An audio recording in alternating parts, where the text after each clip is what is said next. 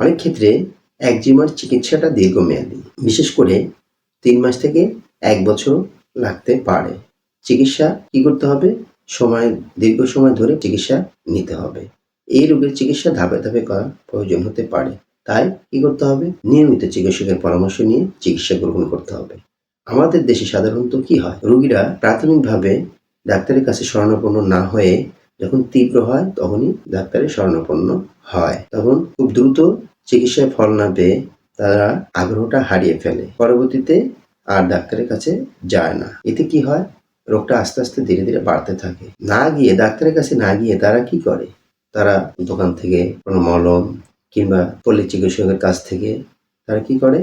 চিকিৎসা নেয়। এতে কি হয়? রোগ তো সারে না, আস্তে আস্তে জটিল আকার ধারণ করে। যদিও ডাক্তারের কাছে প্রাথমিক অবস্থায় চিকিৎসা নিয়ে ফল পেলেও পরবর্তীতে এটা কন্টিনিউ না করে দীর্ঘদিন গ্যাপ দেওয়ার পরে সেটা আবার কন্টিনিউ করে। প্রাথমিক অবস্থায় যদিও ফল পায়, কিন্তু পরবর্তীতে আর এটাতে রেজাল্ট পাওয়া যায় না। তাই কি করতে হবে? এটার জন্য ধৈর্য ধরে ডাক্তারের চিকিৎসা নিতে হবে। কারণ কোন ডাক্তারের কাছে যেতে হবে? অবশ্যই একজিমা যেহেতু একটা জটিল রোগ, অবশ্যই এটা কি করতে হবে? চর্ম যৌন রোগ বিশেষজ্ঞের পরামর্শ নিয়ে চিকিৎসা গ্রহণ করতে হবে।